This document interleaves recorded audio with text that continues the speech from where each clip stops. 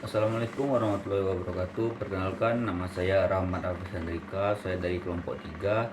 NIM saya 23087057. Baik, di sini saya akan menjelaskan materi dari kelompok saya, cara penanganan input dan output suatu program.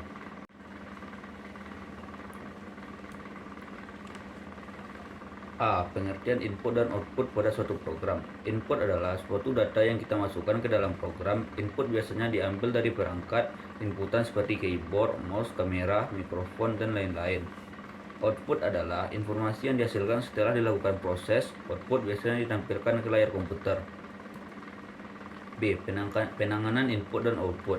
Agar program yang telah kita buat dapat diberikan data baru secara interaktif dan pada pula berinteraksi dengan pengguna, program serta dapat pula menampilkan hasil pengolahan yang dilakukan, maka pada program memerlukan fungsi input dan output.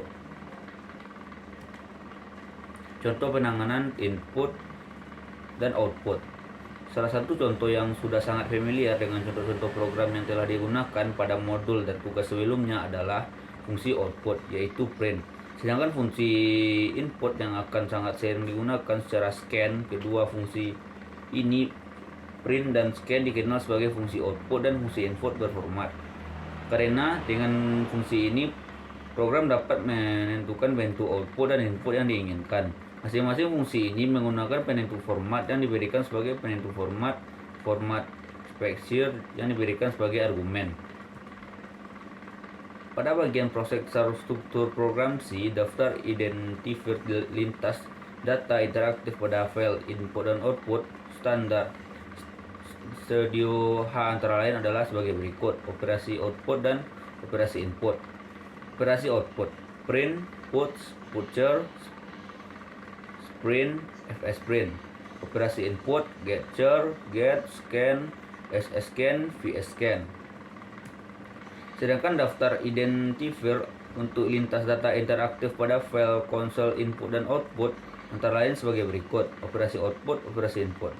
Operasi output: part, print, put, scan, get, get,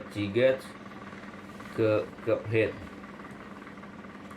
Beberapa fungsi output dan input beserta keterangan singkat, tempat pemakaian, dan penggunanya ditampilkan pada tabel berikut. Terbagi dari 3 tabel: output menulis, input atau membaca keterangan atau dipakai. Output menulis, print,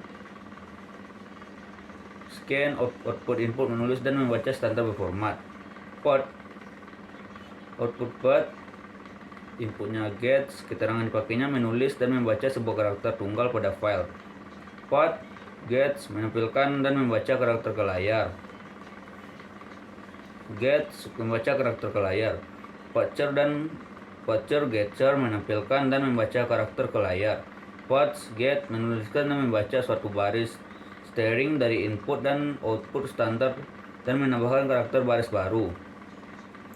Sprint, scan, menampilkan argumen layar, output, dan warna. Scan, membaca untaian karakter. Buffer, mengubah dan menyampaikan ke dalam variabel sesuai format yang ditentukan. C. Fungsi si output input berformat. 1. Output berformat print.